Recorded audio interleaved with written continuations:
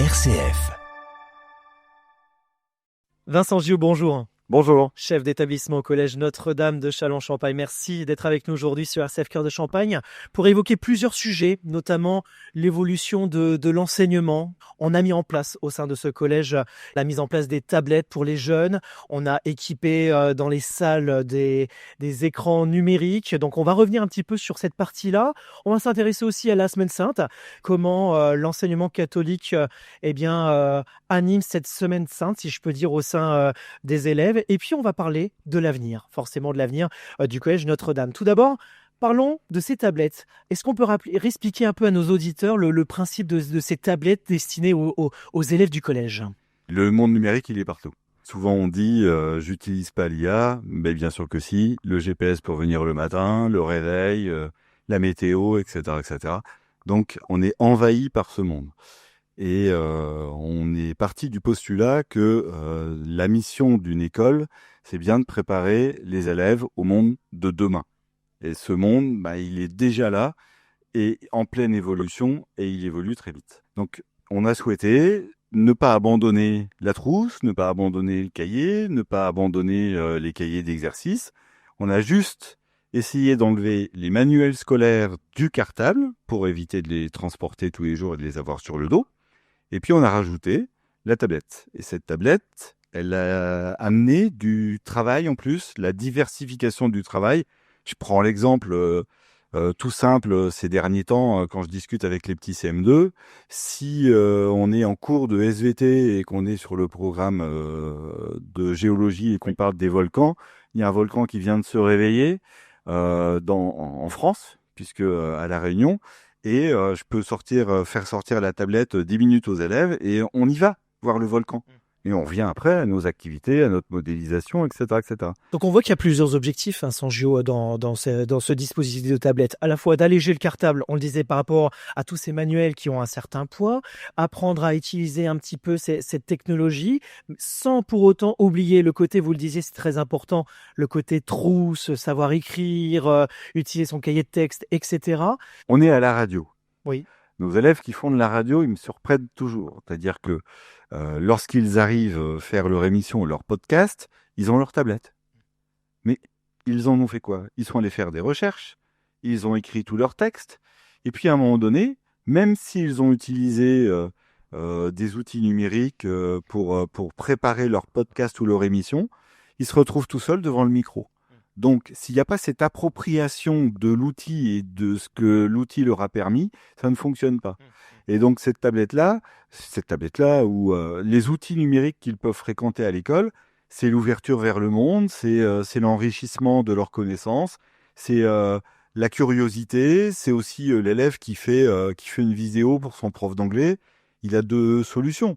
Il met sa tablette sur son bureau et il enregistre sa voix et il envoie ça à son professeur d'anglais. Et puis, il y a celui qui a des compétences artistiques, qui a envie d'illustrer son propos, etc. Et lui, sa vidéo, il va la monter. Nous, ce qui nous intéresse, c'est écouter l'anglais de l'élève. Et puis, on peut dire fluidifier un petit peu l'animation du cours. Voilà, on peut projeter son exercice, que ce soit enseignant ou élève. On peut projeter facilement sur des écrans de classe pour pouvoir partager à tout le monde le travail commun. Si on prend un autre exemple que peut-être on a tous vécu, en tout cas, moi, quand le professeur voulait nous montrer quelque chose, qu'on soit assis au début de la classe ou au fond de la classe, il prenait son livre, il le mettait contre sa poitrine et il disait « Vous avez vu là ?» Comme on était bien élevé, ou alors qu'on voulait se débarrasser de lui, on disait « Oui, on a vu ». Aujourd'hui, si l'élève qui est au fond de la classe avec son microscope a trouvé une super image de cellule sur sa préparation, si le professeur est attentif, il va dire écoute Barnabé, on n'a pas de Barnabé dans l'établissement. Écoute Barnabé, vas-y, fais une photo avec ta tablette, tu nous mets ça à l'écran. Barnabé n'a pas besoin de se déplacer et il devient la vedette de la classe, alors que peut-être Barnabé dans cette matière-là, il n'a pas très bonne moyenne ou il travaille pas beaucoup. Et là, il projette ce qu'il a obtenu.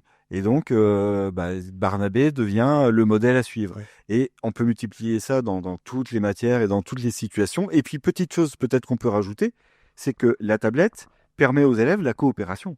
C'est-à-dire qu'il rentre le soir à la maison, à 30 km de Châlons. Rien ne l'empêche d'utiliser sa tablette pour se mettre en visio avec les outils qui sont dans la tablette et de faire l'exercice avec les copains. Très brièvement, Vincent Gio, maintenant le collège a un petit peu d'expérience sur cet outil qui a été mis en place. Quel retour avez-vous à la fois de vos enseignants, des élèves, des parents d'élèves? Aujourd'hui, j'ai plus de retour. C'est passé dans les habitudes. Ça devient une routine. Exactement. Au début, de temps en temps, il fallait rappeler un élève à la récré ou dans le couloir de ranger sa tablette. Il n'y a plus une seule tablette quand on est tous ensemble. Déjà, ça c'est la première chose. Et puis la deuxième chose, c'est qu'on a tellement développé des petites expériences, des diversifications pédagogiques que elle est devenue effectivement indispensable, mais c'est pas la panacée. C'est-à-dire que en fait, on a, par exemple, au début de la tablette, je crois me souvenir qu'on avait 19 clubs. Aujourd'hui, on en a 29 pendant midi. Et des clubs où on fait du sport, des clubs où on va travailler les mains dans la terre, où on va écrire, où on va jouer, etc., etc. Donc du coup, cette tablette, elle nous a pas empêché de faire ce qu'on faisait déjà, de nous rencontrer. Et puis depuis l'an dernier, on est labellisé Excellence numérique. Donc c'est un label un label de l'enseignement catholique en France. Et on est au niveau 4 sur 5, mais d'avoir un label, c'est juste d'avoir été obligé à un moment donné de préciser nos actions et le sens de nos actions. Ça montre bien que peut-être on est dans une évolution qui est nécessaire, parce que de toute façon, ce monde-là, il est quotidien. Vincent Gio, chef d'établissement au Collège Notre-Dame de Châlons-en-Champagne, avec nous aujourd'hui sur RCF pour évoquer plusieurs sujets, l'évolution de l'enseignement, l'avenir, j'ai envie de dire. Parlons de l'avenir brièvement, même si on y reviendra plus longuement, bien sûr, au cours des prochaines semaines sur les ondes de RCF, notamment la mise en place à la rentrée prochaine de septembre de 2 options, l'option média et option théâtre. C'est ça. C'est-à-dire qu'on a une classe horaire aménagée. Dans cette classe-là, le mardi et le vendredi, les élèves le matin n'ont pas cours à 11h et les clubs sportifs chalonnais les attendent pour aller les emmener s'entraîner, les ramènent à 13h, ils mangent et ils remontent en classe. Donc ils ont 2 heures d'entraînement sportif pendant midi. Et puis la phrase qui est « Ensemble cultivons nos talents », on n'a pas tous un talent sportif. Et à l'issue de ce travail sur la radio et les podcasts, et puis de ce qui s'est vécu en théâtre dans l'établissement et de ce qui se vit encore aujourd'hui, on s'est dit, est-ce qu'on profiterait pas de cette classe justement pour imaginer aller plus loin dans radio podcast, d'où une option média, c'est-à-dire que ces élèves-là qui entreraient dans cette option-là à partir de la 5e viendraient renforcer des matières utiles pour les médias. On a pensé à l'anglais, on a pensé à l'histoire géo et on a pensé au français. Donc ça avec des professeurs et puis avec des professionnels comme vous, venir travailler leur passion autour de la média, des médias et apprendre à monter, apprendre la technique, apprendre vos techniques de professionnels. Partager l'expérience. Nous ne sommes que des enseignants. Et la deuxième option, c'est que personne ne le sait ici, mais on a un costumier de 3000 accessoires de théâtre parce que il y a plusieurs années ou peut-être plusieurs dizaines d'années, il y avait vraiment ces fêtes culturelles qui étaient très présentes. À Reims, j'en entendais parler. Et donc, il y avait beaucoup de théâtre. Et à chaque fois que le pirate changeait de corps, on refaisait un costume. C'est comme ça qu'on se retrouve avec des accessoires, 3000 accessoires de théâtre.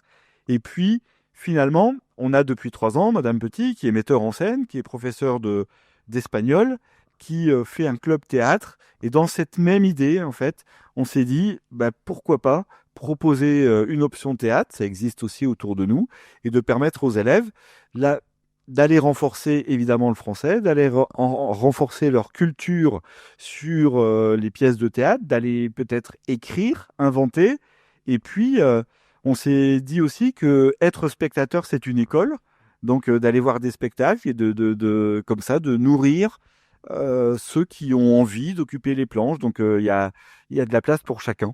Donc ça rentre pas dans le cursus scolaire, on va dire que c'est un plus que le collège propose. C'est un plus, oui. C'est un plus qui s'appuie sur du renforcement dans les matières avec les enseignants.